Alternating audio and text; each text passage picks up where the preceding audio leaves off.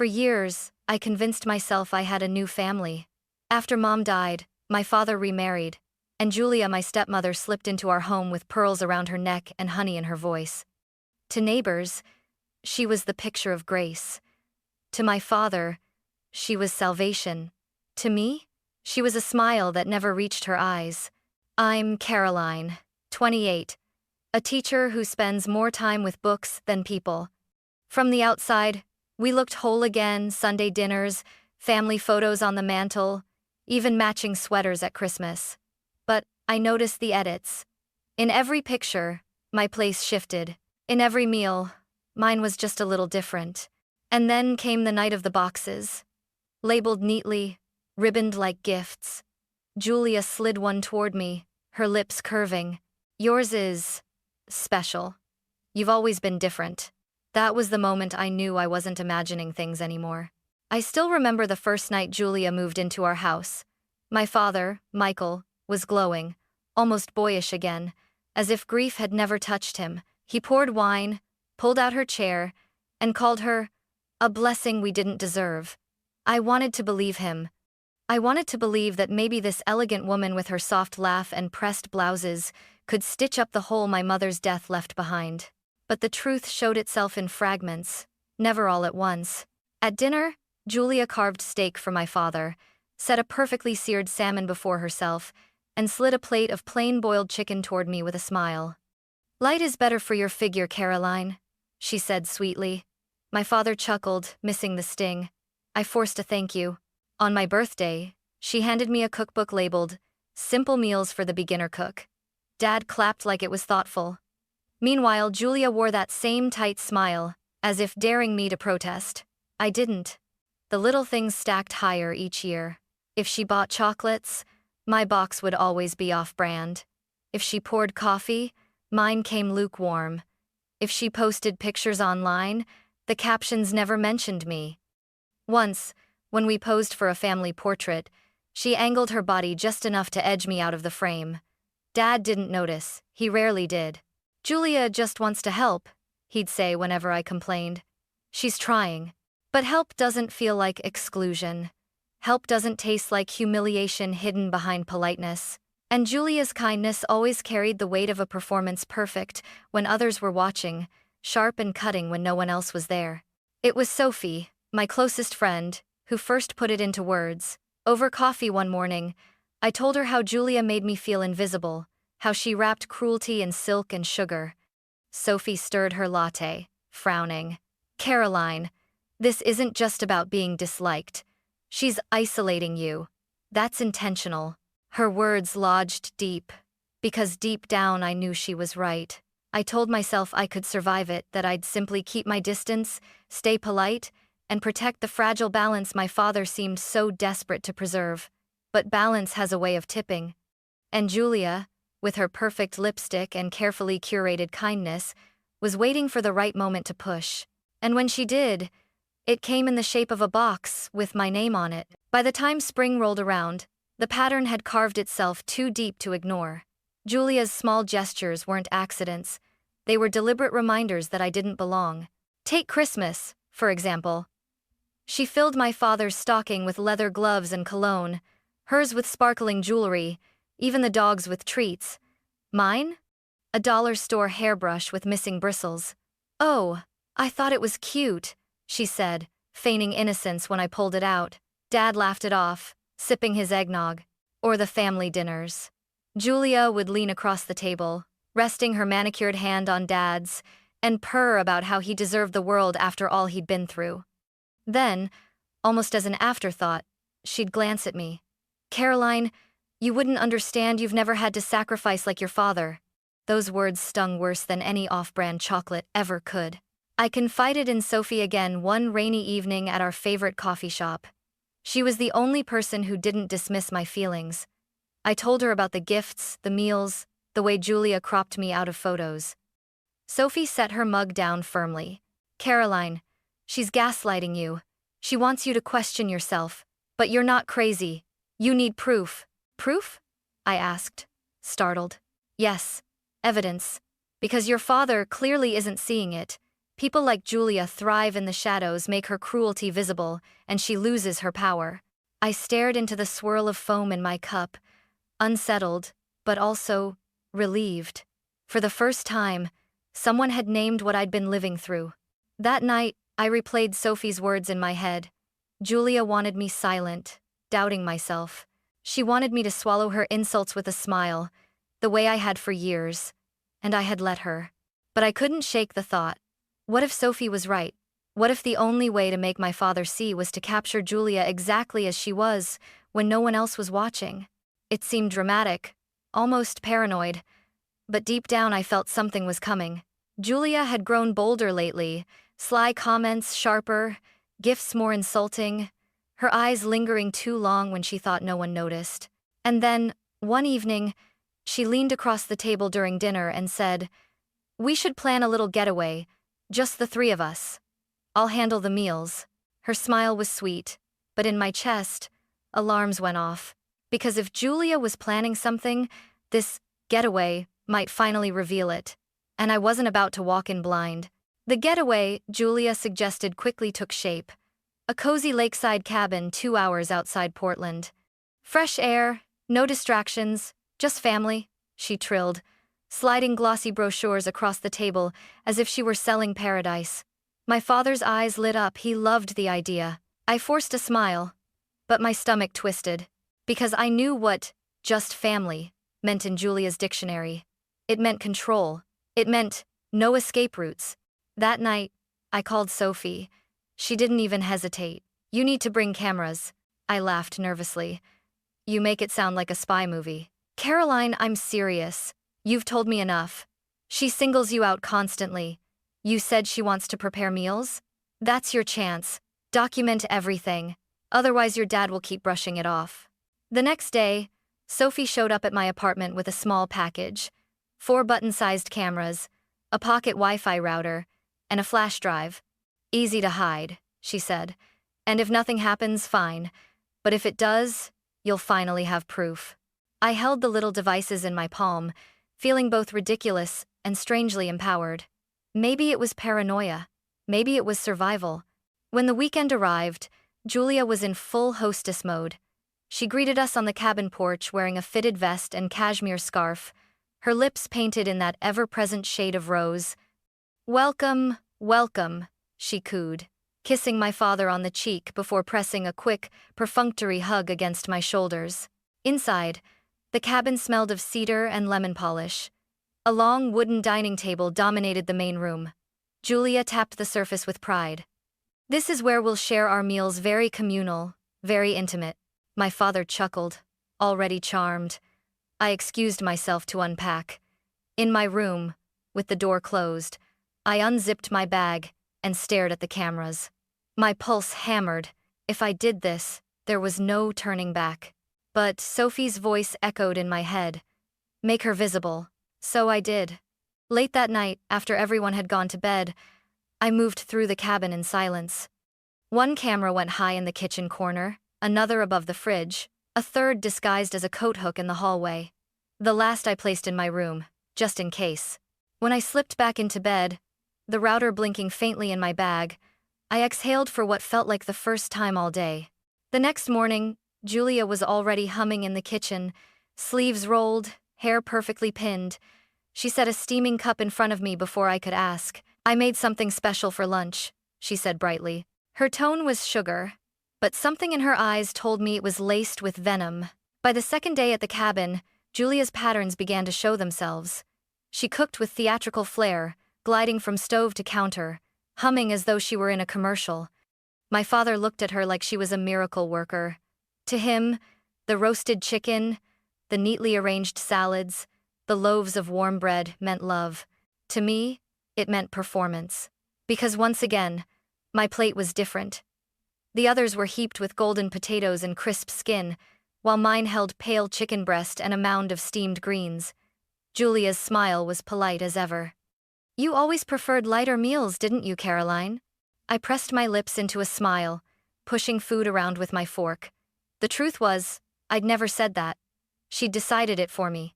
That evening, while Dad poured himself another glass of wine, I slipped away to my room. Heart racing, I opened my laptop and cued the feed from the hidden cameras. Grainy footage flickered onto the screen.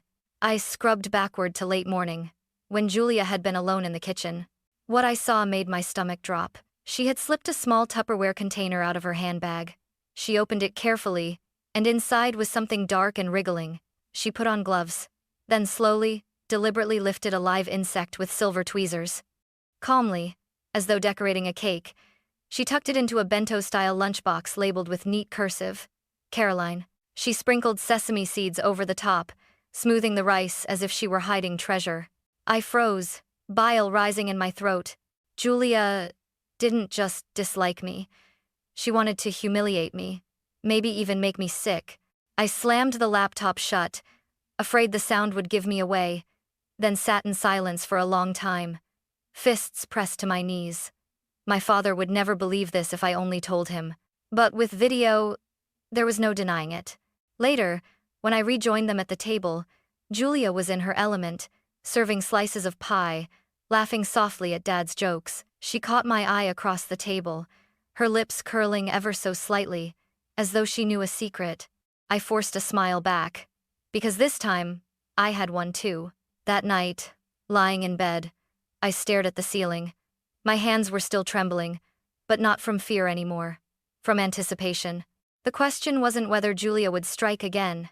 The question was when and whether I was ready to show her that I finally saw her for exactly what she was.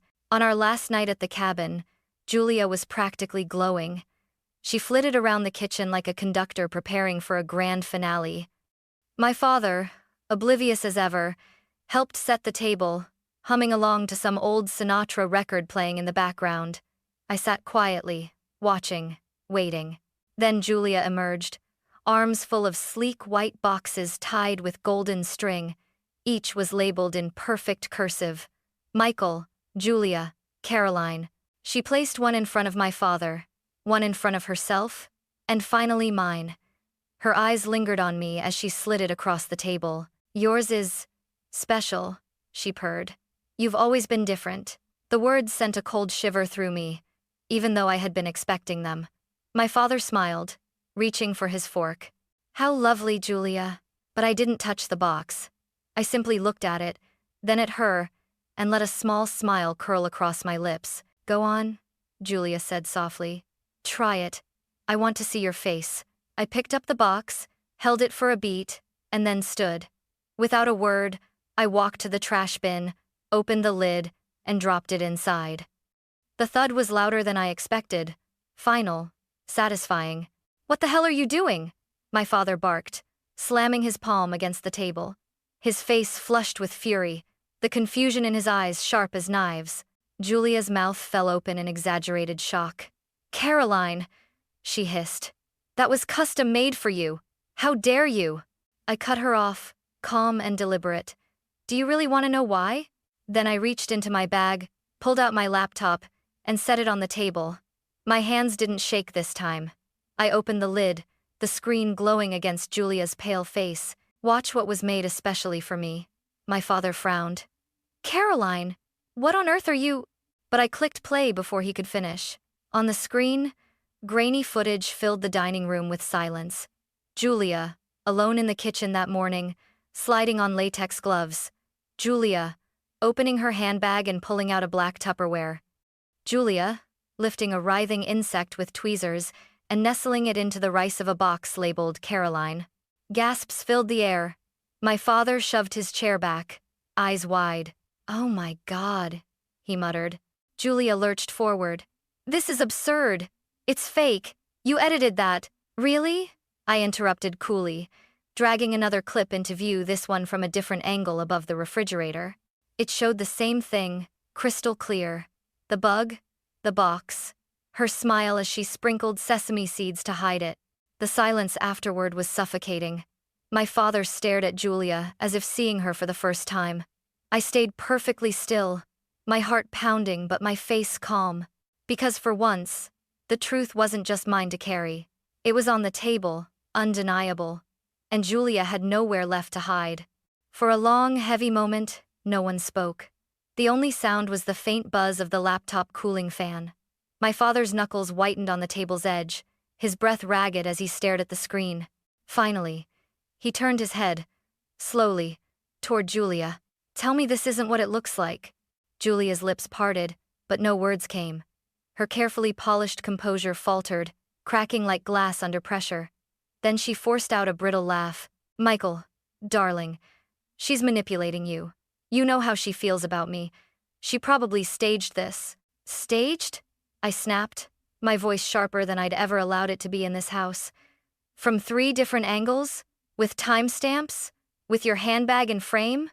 Julia's eyes flashed. "Enough!" she shrieked, slamming her palm down on the table so hard the silverware rattled.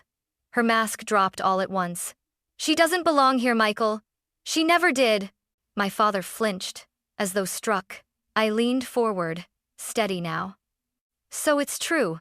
Every gift, every mistake, every plate of food, it wasn't kindness. It was deliberate."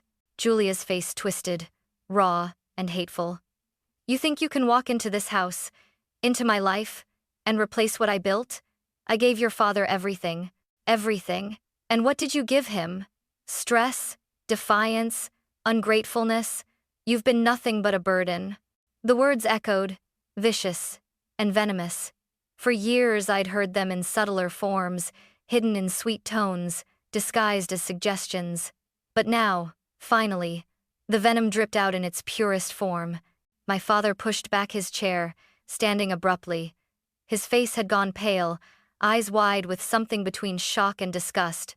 "Julia, please tell me you didn't try to poison my daughter," she sneered, shaking with fury. "Poison? Don't be ridiculous. It was just a little test, a reminder. She needed to be put in her place." My father's voice thundered, louder than I'd ever heard it. "A reminder? She is my daughter. And you—" his voice cracked with fury. "You could have killed her." Julia's laugh came out high-pitched, brittle, verging on hysterical. "Killed her? She's dramatic, always has been. Don't you see, Michael? She's driving a wedge between us. She wants you to hate me." I looked straight at her, my voice quiet but cutting through the chaos. "No, Julia. You did that all by yourself." The silence that followed was deafening. My father turned his gaze back to me, then to the laptop, then finally to Julia again. His jaw worked, as though he were trying to form words but couldn't. At last, he spoke. His tone was different now, low, steady, final. "Pack your things. We're leaving tonight." Julia's face contorted, wild disbelief in her eyes. "You can't be serious. Michael, I am your wife." "Not anymore," he said, each word clipped, trembling with fury. "A wife protects her family. You endangered mine." Julia shot up from her chair, her voice breaking into a scream. "Don't you dare walk away from me. After everything I sacrificed, I am the reason you survived losing her. Without me, you'd still be drowning." My father's voice cut through hers like a gavel. "Without you, Caroline might be dead." The room went still. Julia staggered back as though the words had physically struck her. For the first time, she seemed small, cornered. I stood, closing the laptop, my heartbeat steady. "You wanted me gone, Julia. But tonight, it's you." My father nodded, eyes never leaving hers. "Caroline, get your things. We're leaving now." As I walked to my room to pack, Julia's scream followed me down the hallway, a raw, desperate sound, half fury, half grief. But I didn't turn back, not once, because for the first time, my father had finally seen her for who she really was. And for the first time, I wasn't standing alone. We left the cabin that night, under a heavy sky, the kind that presses down on your chest. My father drove in silence, his hands gripping the wheel so tightly his knuckles looked bloodless. The headlights carved a thin path through the darkness, while Julia's screams still echoed in my ears. I sat in the passenger seat with my laptop balanced on my knees. For once, I didn't feel small. I felt steady. Certain. The proof was mine. The truth was out. When we reached home, I hardly slept. By morning, I walked into the local police station with the flash drive clutched in my hand. The officer at the desk raised his brows as he skimmed the footage. Halfway through, he stopped, exhaled sharply, and looked at me with grim certainty. Ma'am, this qualifies as criminal endangerment. Do you want to press charges? Yes, I said, my voice unwavering. Within the week, a restraining order was filed. Julia was forbidden from contacting us, approaching me, or stepping foot on our property. For the first time in years, I felt like the law itself was on my side. But Julia didn't vanish quietly. The phone rang at midnight, blocked numbers. Emails arrived from burner accounts, alternating between syrupy apologies and venomous rants. I only wanted what's best for your father. You'll regret turning him against me. You don't understand what real sacrifice looks like. Each one I filed, saved, printed, and handed to the police. I refused to let her words sink back under my skin. Still, her presence lingered in the air, like smoke after a fire. It was my father who suffered most in the aftermath. One evening, as I came downstairs with a folder of Julia's emails, I found him sitting in the dark living room, head in his hands. "Caroline," he murmured, his voice breaking. "How did I not see it? How did I let her treat you that way, right under my nose?" I hesitated, then sat beside him. For years I'd begged him to notice, to hear me, to believe me. And now, he looked at me with eyes full of shame. "Dad," I said softly, "you wanted to believe in her because she made you feel alive again after Mom. I don't blame you for needing that, but I do blame her for using it against you and against me." His breath hitched. "I failed you." "No," I corrected, reaching for his trembling hand. "You failed to see, but now you do. That's what matters." Tears slid down his face, a sight I'd only seen once before at Mom's funeral. He squeezed my hand, his voice thick. "I swear to you, Caroline, I'll never let anyone hurt you again, not while I'm still breathing." In that moment, the guilt that had weighed on me for years, the loneliness of being unseen, lifted just enough for me to breathe easier. Because finally, my father wasn't just my protector in name. He was on my side. Fully, fiercely, completely. But deep down, I knew Julia wasn't finished. People like her never just fade away. And I was right. Because 3 months later, she found a way back into my life, one last desperate plea that would test the boundaries of my resolve. It happened on an ordinary afternoon. I had just finished grading a stack of papers and was walking home from the grocery store, plastic bags cutting into my hands. My phone buzzed. Blocked number. For months I'd learned to ignore them, but something in me, morbid curiosity, maybe made me swipe and lift it to my ear. "Caroline." Her voice was faint, raspy, unrecognizable at first. Then I knew. "Julia." I didn't speak. "Thank God you picked up," she whispered. "I have nothing. Your father's gone. The lawyers drained me. I can't pay rent. I can't buy food. Please, please help me." Her words tumbled out like broken glass. She wasn't the polished woman in pearls anymore. She sounded hollow, desperate. "You're a daughter," she sobbed. "You know what it's like to sacrifice everything for family. I only did it because I loved him, because I couldn't lose him. Don't let me starve." I stopped on the sidewalk, the weight of the bags biting deeper into my palms. A breeze rustled through the trees above, scattering early autumn leaves at my feet. For years, I had imagined what I'd say to her if I ever had the chance. Now she was handing me the stage. My voice came out steady, colder than I expected.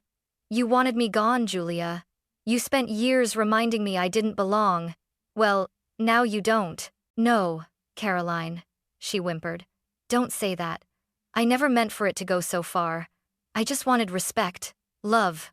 If you're hungry," I cut in, my tone sharp as glass, "maybe try what you once served me." The silence on the line stretched long, punctuated only by her shaky breath. Then, I hung up. When I got home, my father was sitting on the porch swing, watching the lake beyond our yard. He looked up as I approached, bags in my hands, hair whipped by the wind. "Everything okay?" he asked softly. I smiled faintly. "Better than okay." Inside, we cooked dinner together. Nothing fancy, just roasted vegetables and chicken. My father hummed as he chopped carrots, the sound strangely comforting. Later, we ate at the table with sunlight streaming through the window. No tension, no eggshells beneath our feet. Just us. As laughter spilled into the warm kitchen air, I realized something. We weren't free because Julia was gone. She still existed somewhere out there, bitter, broken, unraveling. We were free because she no longer had power, not over my father, not over me.